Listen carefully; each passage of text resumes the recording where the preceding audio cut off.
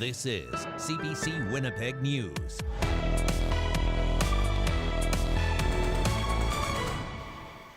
Good evening. Thank you for joining us. Well, in just 8 hours from now at 7 o'clock tomorrow morning, snow plows will hit residential streets in Winnipeg, and the first residential parking ban of the season will come into effect. The city says the letters assigned to neighborhood zones may have changed from last year, so you'll want to check that before you go to bed tonight. Cyclists also have concerns. They are worried the snow cleared from streets could end up back on bike lanes that have just been cleared. Stephanie Cram reports.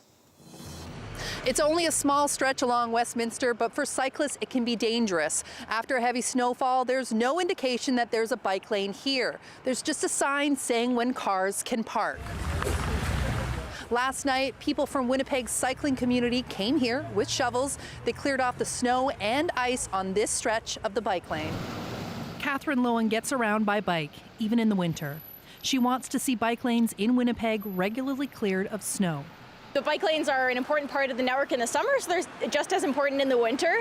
And there's a number of folks that get around year-round, and that's not just extreme cyclists, that's people going to work, going to the grocery store and everything. So just like the road, the bike lanes should be cleared off as well. She says snow removal on bike lanes has improved over the years, but somehow the snow keeps ending up back on the bike lanes. Sometimes the bike lanes will get plowed, the streets get plowed after the bike lane, it all gets pushed into the bike lane, and the progress that we saw kind of gets erased. Extra care is needed when clearing bike lanes. Any amount of snow or ice could be a hazard to those on a bike. It does require a higher level of clearing than the streets do because cars can roll over slush and a little bit of ice just fine, but it makes a much bigger difference in the bike lanes if there's some of that crunchy slush left over. Before last night, cars could be seen parked on the bike lane right here, likely because there is no clear indicator that there is in fact a bike lane here. Lowen doesn't fault the drivers for their mistakes. She says if the lanes are cleared quickly, this likely wouldn't be a problem. Stephanie Cram, CBC News, Winnipeg. So here's a screenshot of the city's website. As you can see, it is a little bit on the complicated side. And as I mentioned, some of those residential zones have changed. The best idea is to download the city's Know Your Zone app and set up alerts for when your area is likely to be cleared. The province says it has a plan to make Manitoba Hydro more financially stable, and it could involve making electricity rates lower. The utility is currently $20 billion in debt. Hydro says that is partly because it has to pay the Manitoba government hundreds of millions of dollars every year to use the province's water. Today, the Progressive Conservative government announced Hydro will pay half that amount, saving Hydro around $190 million a year. Hydro pays over 16% of its revenue and transfers to Manitobans, including the rental, the fee, capital tax, and the payroll tax. Only Hydro Quebec pays more money to the provincial government. The Crown-owned utilities debt has tripled over the past 15 years. The province says reducing the fees could help Manitoba Hydro limit rate hikes. A Western Manitoba hospital will soon stop admitting patients for long-term care. At the start of next month, Grandview's hospital won't have enough nurses. The emergency department will stay open, but only a few days a week.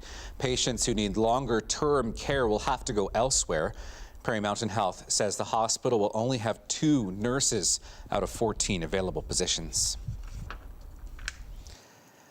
Police are asking for help to identify a man who died after being taken to hospital.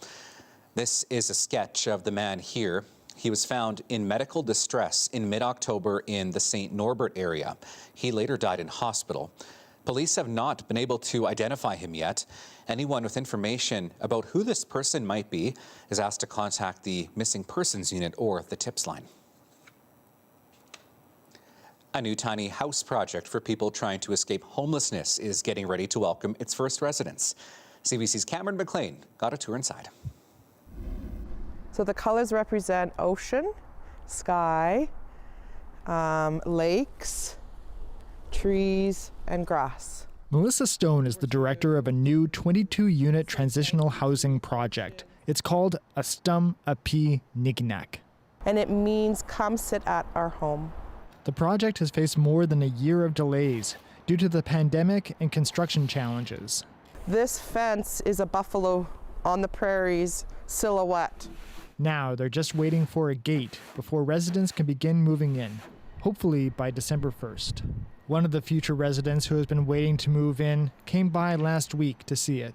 He was just ecstatic that, he would have a place to have a shower, and he couldn't believe that there was going to be air conditioning here, so he didn't have to sweat in his tent in the encampments anymore.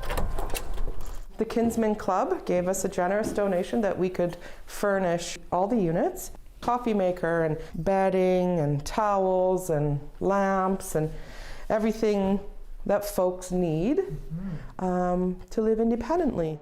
Inside the main building, a medical clinic will tend to the physical health of the residents. They're going to be dispensing machines so that people don't have to go to pharmacies. They can just get their medication here. The fire will always be lit. While Indigenous-based cultural programming will aim to heal any mental and emotional scars they may have.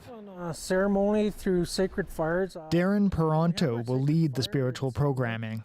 Like I'm looking forward for it to be opened, and I'm looking forward to working with the relatives that are coming here, and I want to show them my teachings and pass it on to them. Everything is in here. The project has been funded by the provincial and federal governments. Final cost estimates for the project haven't been announced yet. Once people move in, there is no time limit to how long they can stay. So if someone wants to stay here for 5 years, then they'll stay here for 5 years. If they feel like they're ready and want to leave Nikinak, we will support them in making sure that their transition out of Nikinak is the best that we can do. For the future residents of Astamapi Nikinak, their transition out of homelessness can't begin soon enough. Cameron McLean, CBC News, Winnipeg. All right, here's a look at downtown Winnipeg this evening. And we did see another mild day today, but we do have some change on the way, and that involves the white stuff. I'll have your weather forecast up next.